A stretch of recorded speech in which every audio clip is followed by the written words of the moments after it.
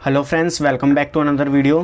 तो जैसे हम रिप्रोडक्शन इन ऑर्गेनिज्म चैप्टर पढ़ रहे थे उसी को कंटिन्यू करेंगे और आज की वीडियो में हम पढ़ेंगे इवेंट इन सेक्सुअल रिप्रोडक्शन, जिसमें हम 3 इवेंट पढ़ेंगे कि सेक्सुअल रिप्रोडक्शन में कौन कौन से इवेंट होते हैं।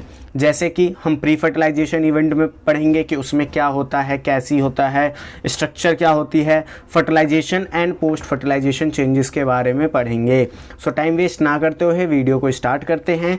सबसे पहले अगर हम बात करें कि सेक्सुअल रिप्रोडक्शन में कितने इवेंट होते हैं और कौन से होते हैं, तो सेक्सुअल रिप्रोडक्शन में 3 इवेंट होते हैं जिनके नाम है, सबसे पहला हमारा प्री फर्टिलाइजेशन इवेंट आता है जिसमें फर्टिलाइजेशन से पहले की चीज़ें हम पढ़ते हैं। सेकंड जो हमारा इवेंट होता है वो होता है फर्टिलाइजेशन का, जहाँ पे 2 गैमेट आपस में फ्यूज़ करते हैं। और थर्ड इवेंट जो हमारा होता है वो होता है पोस्ट फर्टिलाइजेशन चेंजेस, यानी फर्टिलाइजेशन के बाद जो भी चेंज आएंगे उसको हम पोस्ट फर्टिलाइजेशन इवेंट में पढ़ेंगे। सो सबसे पहले हम बात करते हैं प्री फर्टिलाइजेशन इवेंट की या फिर प्री फर्टिलाइजेशन चेंजेस की। अब देखिए, मैंने बताया था कि जो ऑर्गेनिज्म होते हैं उनके अंदर पहले वेजिटेटिव फेज होता है, फिर रिप्रोडक्टिव फेज होता है और उसके बाद सेनेसेंस फेज आता है। अब होता क्या है, रिप्रोडक्टिव फेज जब स्टार्ट होता है तो वहाँ पे एक्चुअल फर्टिलाइजेशन से पहले कुछ चीज़ें होती हैं जो हमें पता होना चाहिए। जैसे कि हमें एक ऑर्गेनिज्म की सेक्सुअलिटी मालूम होनी चाहिए, मतलब वो यूनिसेक्सुअल है, वो बाईसेक्सुअल है, वो मेल है या फीमेल है, ऐसी चीज़ें हमें पता होनी चाहिए। हमें पता होना चाहिए कि उस ऑर्गेनिज्म के अंदर गैमेट का फॉर्मेशन कैसे होता है और गैमेट का ट्रांसफ़र कैसे होता है, इन सब चीज़ों को हमें पता होना चाहिए। तो प्री फर्टिलाइजेशन चेंजेस में हम इन्हीं सब चीज़ों को डील करेंगे। सबसे पहले हम बात करेंगे सेक्सुअलिटी इन ऑर्गेनिजम्स के बारे में कि ऑर्गेनिजम्स की सेक्सुअलिटी क्या होती है। तो अगर मैं बात करूं लोअर ऑर्गेनिजम्स की, तो लोअर ऑर्गेनिज्म में मैं सबसे पहले बात कर रहा हूं फंगस की। आप इसको फंगी भी कह सकते हो। अब देखो, फंगस में होता क्या है, फंगस में हम 2 तरीके के ऑर्गेनिज्म देखते हैं, होमोथैलिक एंड हेट्रोथैलिक। अब ये होमोथैलिक एंड हेट्रोथैलिक किस बेसिस पे डिवीजन करा गया है? ये इस बेसिस पे डिवीजन करा गया है कि जो male and female sex organ है, male and female sex organ है, वो सेम इंडिविजुअल के पास है या अलग अलग इंडिविजुअल के पास है। जैसे कि मान लीजिए ये कोई एक थैलस है, आपने प्लांट किंगडम पढ़ा होगा तो उसमें आपने फंगस के बारे में पढ़ा होगा। तो मान लीजिए ये कोई क्या है, एक थैलस है। अब इस थैलस पे अगर हमारे पास मान लो ये मेल स्ट्रक्चर है, ठीक है, और ये फीमेल स्ट्रक्चर है, मतलब ये मेल सेक्स ऑर्गन है या फीमेल सेक्स ऑर्गन है ऐसा मान लो, और ये क्या है, थैलस है। तो अगर एक ही सेम थैलस पे male sexually male sex organ and female sex organ दोनों ही एक ही थैलस पे प्रेजेंट हैं, तो इस थैलस को हम बोलेंगे होमोथैलिक या इस ऑर्गेनिज्म को हम बोलेंगे होमोथैलिक। तो होमोथैलिक क्या हो गए, both sex organ on same thallus. इसी तरीके से अगर मान लो ये थैलस है और इसके पास सिर्फ क्या है, इसके पास सिर्फ मेल ऑर्गन है, फीमेल ऑर्गन नहीं है, फीमेल सेक्स ऑर्गन किसी दूसरे थैलस के पास है, तो ऐसे थैलसेस को हम क्या बोलते हैं, हेट्रोथैलिक। हेट्रोथैलिक में क्या होता है कि जो male and female sex organ होता है वो डिफरेंट थैलस पे होते हैं। तो ये जो थैलस है इसको हम बोलेंगे होमोथैलिक और इन दोनों को हम क्या बोलेंगे, इन दोनों को हम बोलेंगे हेट्रोथैलिक। क्यों? क्योंकि इसमें मेल एंड फीमेल स्ट्रक्चर अलग अलग थैलस पे है। सो हमने बात कर ली है फंगी की। अब हम आगे मूव करते हैं और बात करते हैं एल्गी की। अगर मैं बात करूं एल्गी की या बाकी जितने भी हमारे प्लांट्स होते हैं या जितने भी प्लांट किंगडम में ऑर्गेनिज्म आते हैं उनकी अगर हम बात करें तो यहाँ पे हम एक टर्म यूज करते हैं सेक्सुअलिटी को रिप्रेजेंट करने के लिए, जो कि होती है मोनोशियस और डायोशियस। ठीक है, सबसे पहले हम बात करते हैं कि मोनोशियस क्या होता है। अगर मैं बात करूं मोनोशियस की, तो मोनोशियस हम उन प्लांट को बोलते हैं जिनके पास दोनों तरीके के सेक्स ऑर्गन, मतलब mail and female sex organ किस पे हों, सेम प्लांट पे हों। ऐसे प्लांट्स को हम क्या बोलते हैं, मोनोशियस बोलते हैं। मैं एक बार दोबारा से आपको बता देता हूं, मोनोशियस क्या होते हैं। मोनोशियस वो प्लांट होते हैं जिन प्लांट पे मेल एंड फीमेल दोनों ही सेक्स ऑर्गन प्रेजेंट होते हैं। ठीक है, इसका एक एग्जाम्पल है बेहतरीन चारा या कारा, जो भी आप इसे प्रोनाउंसिएशन करते हैं, और ये कई बार नीट एग्जामिनेशन में पूछा जा चुका है।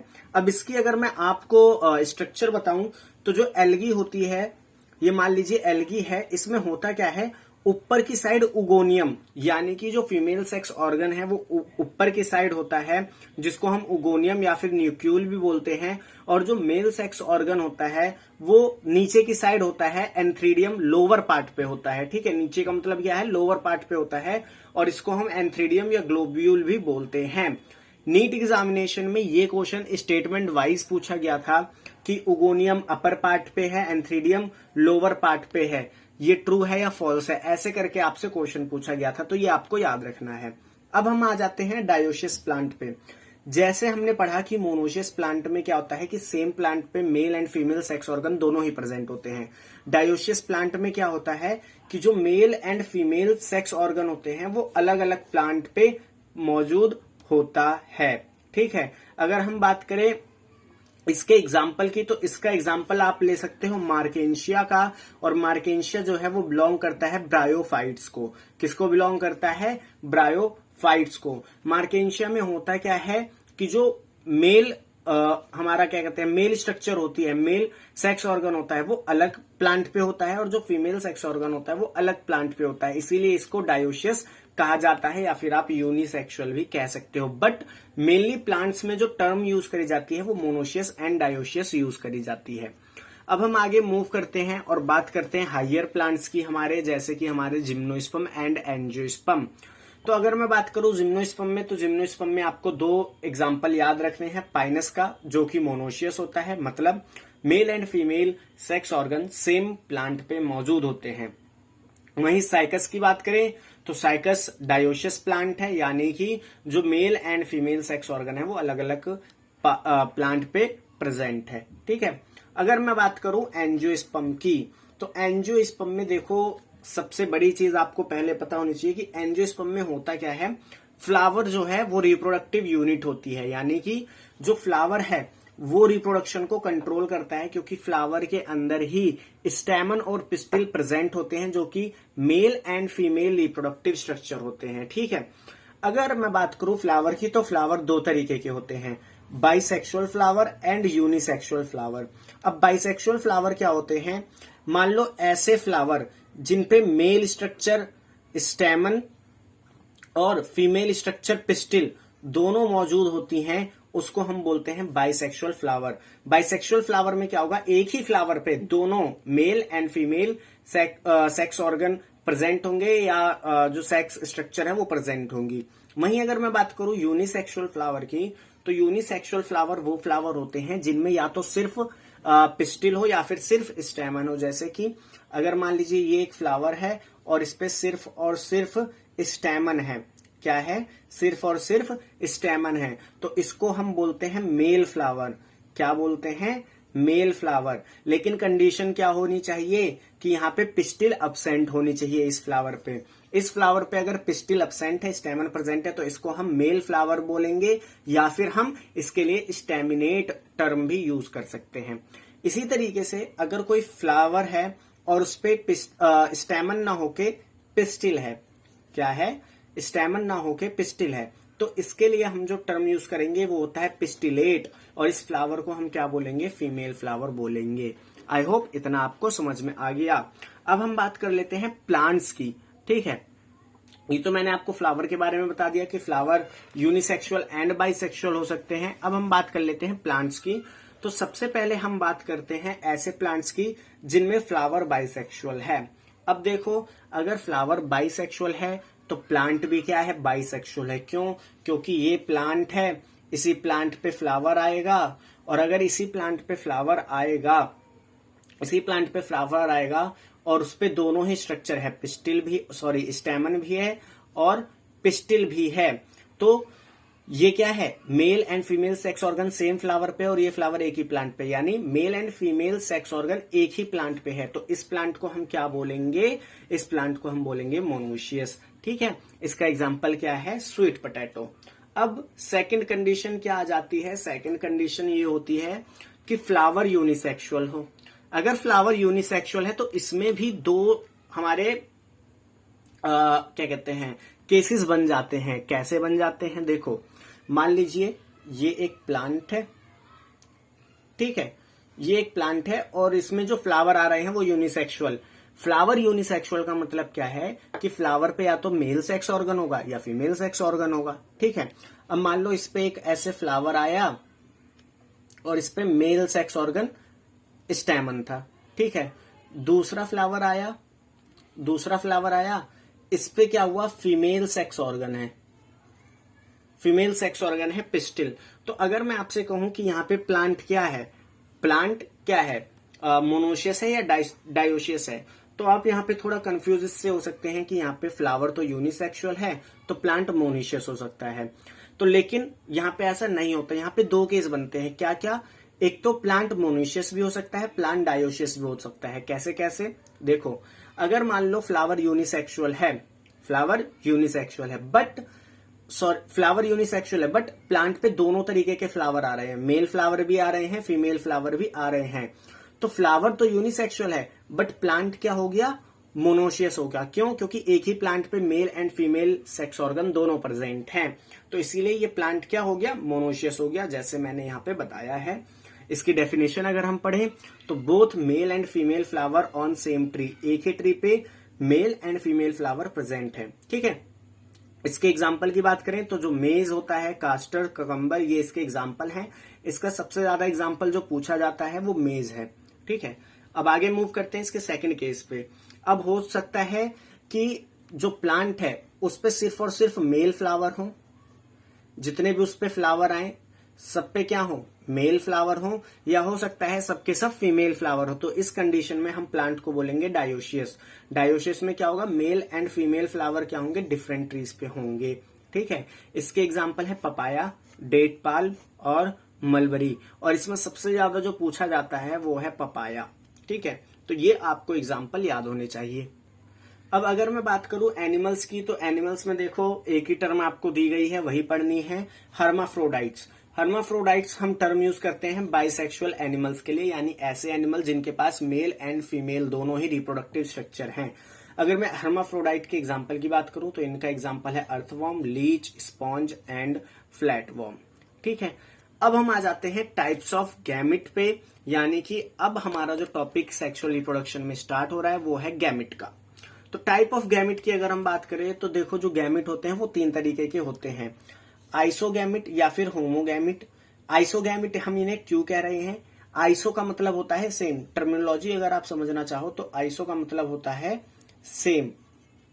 ठीक है, तो आइसोगैमिट या होमोगैमिट हम टर्म तब यूज करते हैं जब जो गैमिट है वो मॉर्फोलॉजिकली सेम हो। मॉर्फोलॉजिकली सेम होने का मतलब क्या है, दोनों का साइज सेम हो, ठीक है, दोनों मोटाइल हो या फिर दोनों नॉन मोटाइल हो, बट मॉर्फोलॉजिकली सेम हो, लेकिन जेनेटिकली डिफरेंट होने चाहिए, यानी अलग अलग इंडिविजुअल के होने चाहिए, तो हम इनको क्या बोलेंगे, आइसोगैमिट्स बोलेंगे। अगर हम इसके एग्जाम्पल की बात करें तो इसके एग्जाम्पल में आपको एल्गी पढ़नी है, जिसका एग्जाम्पल है क्लैडोफोरा। ठीक है, ये आइसोगैमिट बनाता है। इसके बाद हम आगे बढ़ते हैं नेक्स्ट टाइप ऑफ गैमिट पे, जो कि होता है अनआइसोगैमस या फिर हेट्रोगैमिट।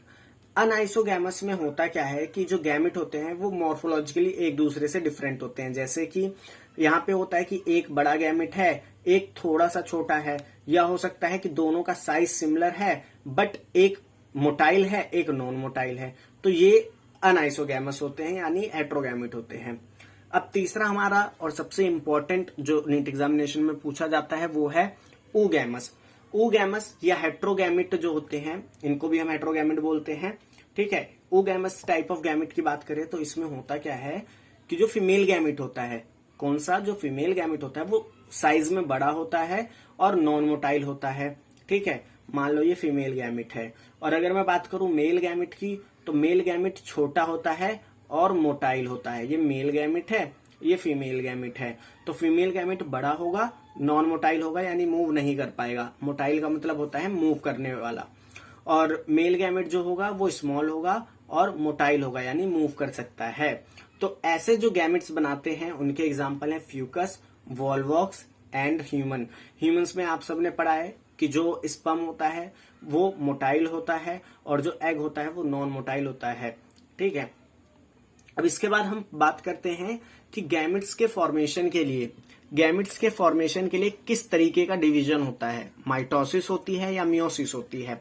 ये सबसे बड़ा सवाल अब हमारे मन में आता है। हमने टाइप्स ऑफ गैमेट तो पढ़ ही लिया, अब हम क्या पढ़ते हैं कि अगर किसी इंडिविजुअल को अपने गैमेट बनाने हैं तो उसके अंदर माइटोसिस होगी या मियोसिस होगी। तो अगर मैं बात करूं कि कोई ऑर्गेनिज्म जो है हैप्लॉइड है, हैप्लॉइड ऑर्गेनिज्म का मतलब क्या होता है कि उसके पास n सेट ऑफ क्रोमोजोम है, यानी जो क्रोमोजोम है वो पेयर में नहीं है, n नंबर ऑफ क्रोमोजोम है। तो ऐसे हैप्लॉइड ऑर्गेनिज्म में गैमेट फॉर्मेशन के लिए माइटोसिस होती है, ये आपको याद रखना है। और अगर मैं बात करूं डिप्लॉइड ऑर्गेनिज्म की, डिप्लॉइड ऑर्गेनिज्म मतलब जिनके अंदर जो क्रोमोजोम नंबर होते हैं वो 2n होते हैं, यानी जो क्रोमोजोम होते हैं वो पेयर्स में होते हैं। तो ऐसे ऑर्गेनिज्म जो होते हैं उनको हम बोलते हैं डिप्लॉइड ऑर्गेनिज्म, और इनके अंदर गैमेट फॉर्मेशन के लिए मियोसिस होती है।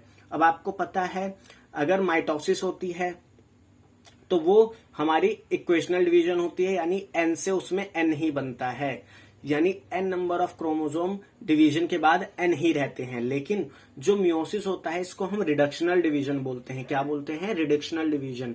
इसमें होता क्या है, जो क्रोमोजोम नंबर है वो 2n से मियोसिस के बाद n में रिड्यूस हो जाता है, और जब ये गैमेट आगे चल के फ्यूज करते हैं तो वापस ये 2n हो जाता है। ठीक है, अब एक टर्म आती है आपके पास मियोसाइट्स। ये मियोसाइट्स क्या होती है? मियोसाइट्स वो डिप्लॉइड सेल्स होती हैं, याद रखना हैप्लॉइड नहीं, मियोसाइट्स वो डिप्लॉइड सेल होती हैं जिनमें मियोसिस हो ताकि वो गैमेट बना सके। ऐसी सेल्स को हम मियोसाइट्स कहते हैं। तो मियोसाइट्स कैसी होती हैं? डिप्लॉइड होती हैं, यानी क्रोमोसोम नंबर क्या होगा? 2n, और इनके अंदर होगी क्या? मियोसिस होगी, और जो गैमेट बनेगा कैसा होगा? हैप्लॉइड होगा, यानी n होगा। तो और वो सेल जिसमें ये मियोसिस हो रही है गैमेट बनाने के लिए, उस सेल को हम बोलेंगे मियोसाइट। ठीक है, अब हम बात करते हैं किसकी? गैमेट ट्रांसफर की, कि गैमेट ट्रांसफर कैसे किए जाते हैं। अगर मैं बात करूं एक्वेटिक ऑर्गेनिज्म की, तो देखो एक्वेटिक ऑर्गेनिज्म जो होते हैं वो कई तरीके के गैमेट बनाते हैं, लेकिन हम एल्गी का पढ़ रहे हैं। ठीक है, कुछ एल्गी जो होती हैं, कुछ एल्गी ऐसे गैमेट्स बनाती हैं जिनके पास फ्लैजिला होता है, यानी कि वो जो गैमेट होते हैं वो मोटाइल होते हैं। अब अगर गैमेट जो है वो मोटाइल है तो वो वाटर में एक्टिवली मूव करेगा। एक्टिवली मूव करने का मतलब क्या होता है कि मान लो अगर पानी इस तरीके से जा रहा है तो जो गैमेट है वो इधर भी जा सकता है और इधर भी जा सकता है, वो उसकी इच्छा अनुसार है क्योंकि वो मोटाइल है।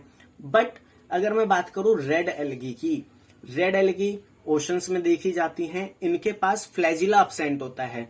फ्लैजिला अब्सेंट होने का मतलब क्या है कि इनके जो गैमेट होते हैं वो नॉन मोटाइल होते हैं, क्योंकि फ्लैजिला ही मूवमेंट में मदद करता है, और अगर फ्लैजिला नहीं है तो वो नॉन मोटाइल हो जाएंगे, और अगर वो नॉन मोटाइल हैं तो जो गैमेट होगा वो मूव करेगा पैसिवली विद वाटर। इसका मतलब क्या है? इसका मतलब ये है कि अगर पानी की जो डायरेक्शन है वो इस तरफ है तो गैमेट भी इसी तरफ मूव करेगा, यानी जो गैमेट है वो पानी के साथ साथ मूव करेगा, अपनी इच्छा से कहीं नहीं जाएगा। अब हम बात करते हैं टेरेस्ट्रियल ऑर्गेनिजम्स की, जिसमें हम बात करेंगे मेनली फ्लावरिंग प्लांट्स के बारे में। ठीक है, अब होता क्या है फ्लावरिंग प्लांट्स में, जैसे मान लीजिए ये एक प्लांट है और ये दूसरा प्लांट है।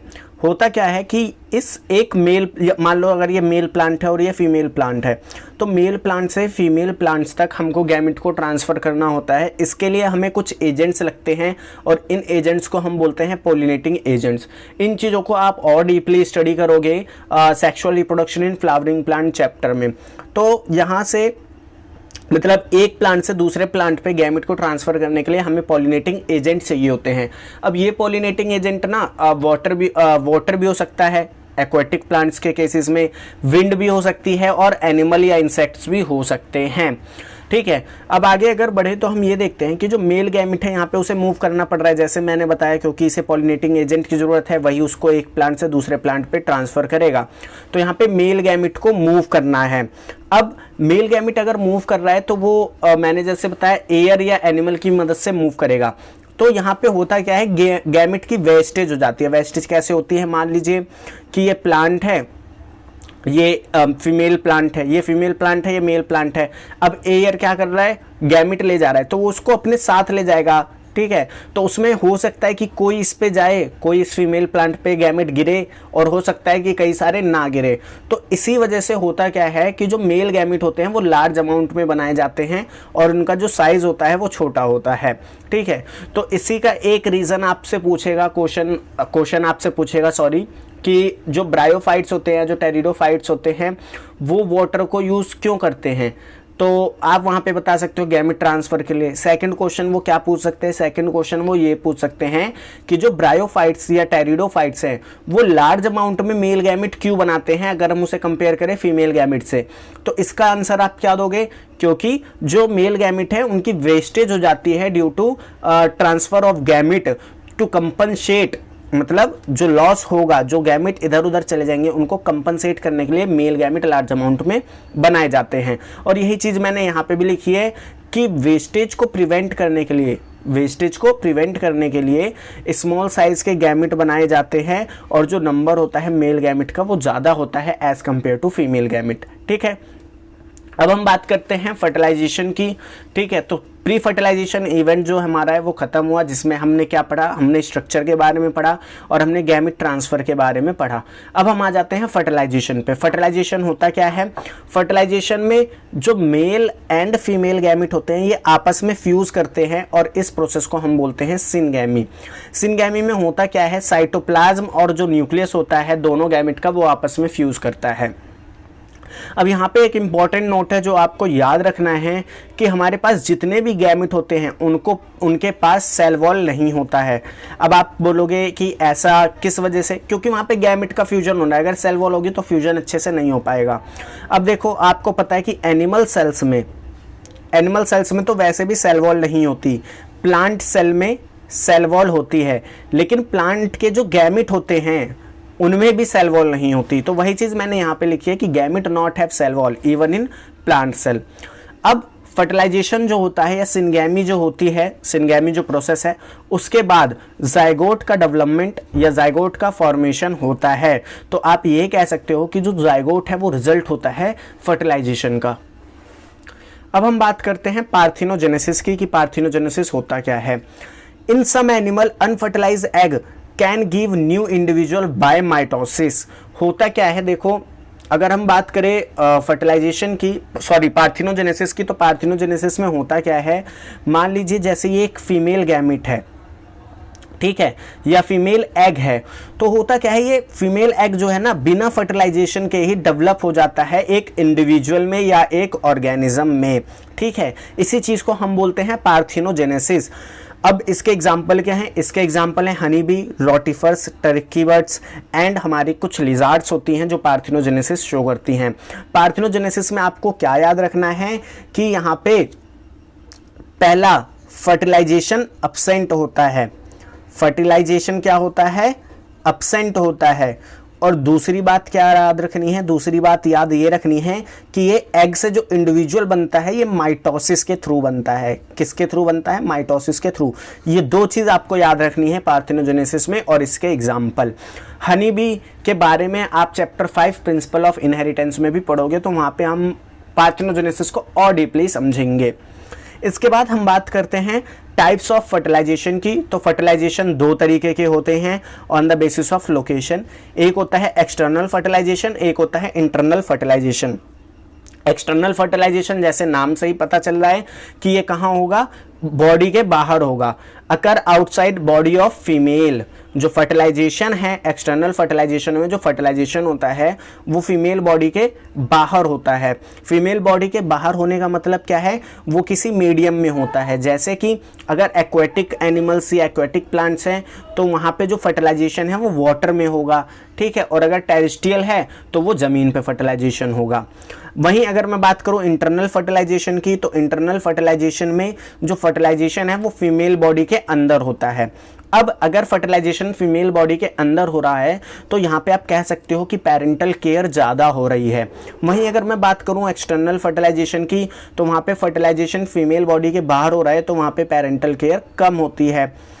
अब एक्सटर्नल फर्टिलाइजेशन की बात करें, क्योंकि यहाँ पे जो एग है या जो इंडिविजुअल है फर्टिलाइजेशन के बाद वो फीमेल बॉडी के बाहर है वहाँ पे डेवलप करेगा, तो वो प्रीडेटर उसको खा जाए या उसको किल कर दे इस चीज़ के चांसेस ज़्यादा रहेंगे, क्योंकि वहाँ पे पहली बात तो पेरेंटल केयर भी कम है।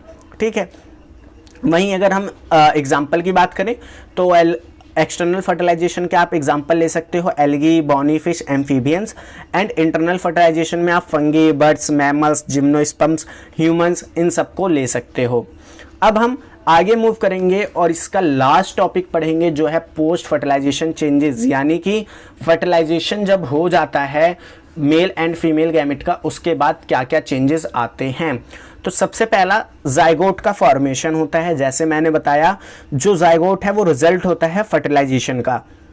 अगर मैं बात करूं type of division in zygote depend on life cycle of organism, मतलब फर्टिलाइजेशन के बाद जो जाइगोट बना इसमें किस तरीके की डिवीजन होगी, मियोसिस होगी या माइटोसिस होगी, ये डिपेंड करता है कि जो ऑर्गेनिज्म है उसकी लाइफ साइकिल कैसी है।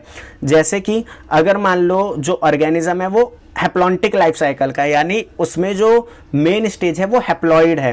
हैप्लॉइड होने का मतलब क्या है, n नंबर ऑफ क्रोमोसोम है, जैसे कि एल्गी एंड फंगी। तो इनमें होता क्या है, जाइगोटिक मियोसिस होती है। जाइगोटिक मियोसिस क्यों होती है, क्योंकि 2n के मिक्स होने से 2n का गैमेट बनता है। अब क्योंकि ये हैप्लॉन्टिक लाइफ साइकिल है तो यहाँ पे मियोसिस होती है और ये हैप्लॉइड इंडिविजुअल बनता है, इसीलिए हैप्लॉन्टिक लाइफ साइकिल के ऑर्गेनिज्म में जाइगोटिक मियोसिस होती है।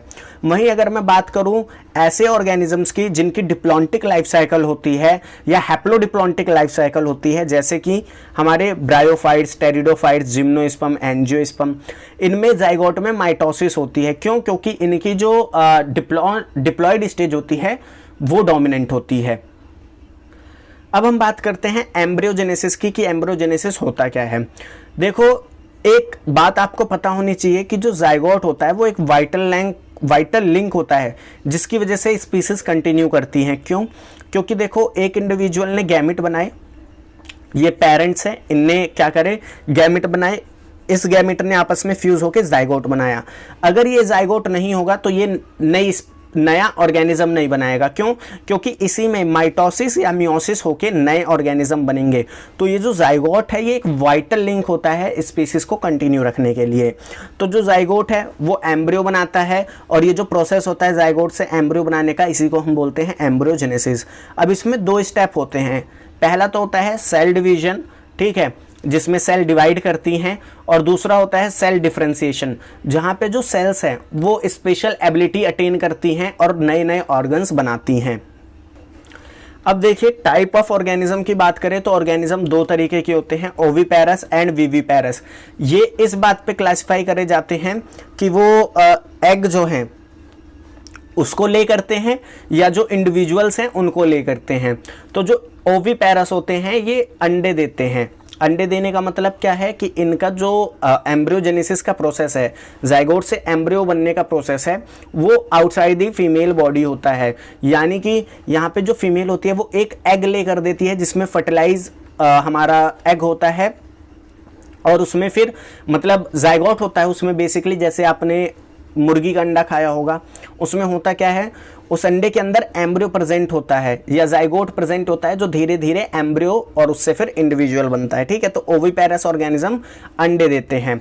वहीं विविपेरस एनिमल जो होते हैं वो सीधा यंग वंस को ले करते हैं, जैसे कि हम ह्यूमंस। अगर मैं ओविपेरस एग्जाम्पल की बात करूं तो इसमें फिश, एम्फीबिया, ये अनफर्टिलाइज एग को ले करते हैं, मतलब ये ऐसे एग छोड़ते हैं जो फर्टिलाइज नहीं होते, यानी कि यहाँ पे ये एक तरीके से फीमेल गैमेट छोड़ते हैं सिर्फ। ठीक है, और जो मेल होते हैं वो मेल गैमेट छोड़ते हैं, फिर ये आपस में फ्यूज होते हैं। तो ये ऐसे होता है। अब अगर मैं बात करूं ऐसे ऑर्गेनिज्म की जो अनफर्टिलाइज एग को ले करते हैं, यानी कि अनफर्टिलाइज एग को छोड़ते हैं, तो इन ऑर्गेनिज्म में जो एग होता है उसके पास कैल्शियम कार्बोनेट की लेयर नहीं होती। क्योंकि अगर कैल्शियम कार्बोनेट की लेयर होगी तो फिर वो अनफर्टिलाइज एग जो है वो फर्टिलाइजेशन नहीं कर पाएगा। तो इसीलिए ऐसे ऑर्गेनिज्म जो अनफर्टिलाइज एग को ले करते हैं उनके पास कैल्शियम कार्बोनेट की लेयर नहीं होती। वहीं पे कुछ ऑर्गेनिज्म जैसे कि रेप्टाइल एंड बर्ड ये फर्टिलाइज एग को ले करते हैं, यानी कि फीमेल के अंदर पहले फर्टिलाइजेशन होता है और फिर वहाँ से जो एग बनता है उसको बाहर ले कर दिया जाता है, या कह सकते हो जो जाइगोट बनता है उसको ले कर दिया जाता है। अब ये जो ले करा जाता है इस एग के बाहर कैल्शियम कार्बोनेट की लेयर होती है ताकि इसको प्रीडेटर से प्रिवेंशन दी जा सके। ठीक है, अब हम अगर फ्लावर्स में बात करें तो फ्लावर्स में कुछ आपको यहाँ पे पढ़ना नहीं है, आपको सब sexual reproduction in flowering plants में पढ़ना है। आपको बस ये पता होना चाहिए कि फर्टिलाइजेशन के बाद सेपल, पेटल, स्टेमन ये सब उस फ्लावर से गिर जाते हैं और जो ओवरी है वो फ्रूट में डेवलप हो जाती है और जो ओव्यूल है वो सीड में कन्वर्ट हो जाता है। सो आई होप ये चैप्टर आपको समझ में आया होगा। नेक्स्ट चैप्टर हम पढ़ेंगे बायोटेक का, क्योंकि वो काफ़ी ज़्यादा इंपॉर्टेंट है, काफ़ी छोटा चैप्टर है और स्कोरिंग चैप्टर है। तो मिलते हैं नेक्स्ट चैप्टर के साथ।